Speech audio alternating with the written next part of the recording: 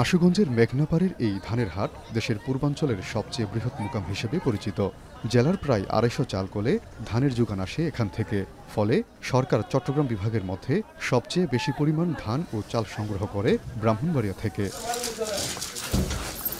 জেলার খাদ্য গুদামগুলোর ধারণ ক্ষমতা ২১,৫০০ টন, তবে সংরক্ষণ করা হয় অতিরিক্ত আরও অন্তত ৫,০০০ টন। এর ফলে গুদামগুলোতে জায়গা সংকটে প্রায়ই স্থবির হয়ে পড়ে ধান ও চাল সংগ্রহ কার্যক্রম।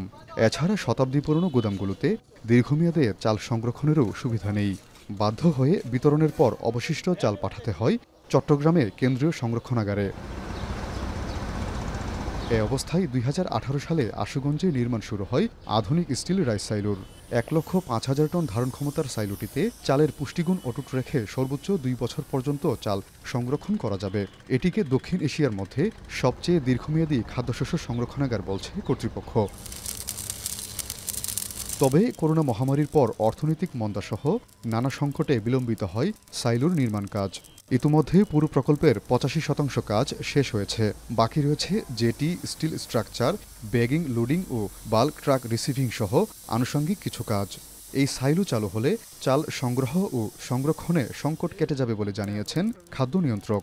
যদি যে আমাদের সাইলোটা সম্পূর্ণ হয়ে যায় এবং এটা কার্যক্রমে চলে আসে, তখন দেখা যাবে যে আমরা আরো বেশি সংগ্রহ করতে পারবো এবং আমাদের যে সংকটটা, মজুদের সংকট বা স্থানের সংকট, সেটা কমে যাবে এবং যে আমরা হয়তো আরো বেশি পরিধিতে সংগ্রহ কার্যক্রম চালাতে পারবো।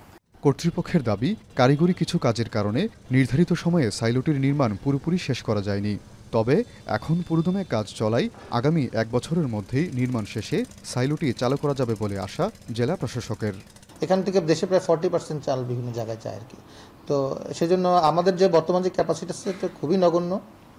এখন এটা হয়ে গেলে আমি আশা করি যে আরও আমরা ধান চাল আরও কালেকশন করতে পারি। যদিও আমি অনেকে অনেক কথা বলতে পারে, কিন্তু আমি যতটুকু হিসাবে জানি আর কি, আমাদের কোনো সময় ধান চাল যেটা আমরা সংগ্রহ করার কথা, সেটা প্রতিবারই আমরা টার্গেট ফিল আপ করতে পারি আর কি। নতুন স্টিল রাইস সাইলুটিতে বিন রয়েছে ৩০টি। প্রতিটি বিনে সংরক্ষণ করা যাবে ৩,৫০০ টন চাল। আর নির্মাণে ব্যয় হচ্ছে ৫৪০,৪৫,০০,০০০ টাকা। আজিজুল সঞ্চয়, এখন ব্রাহ্মণবাড়িয়া।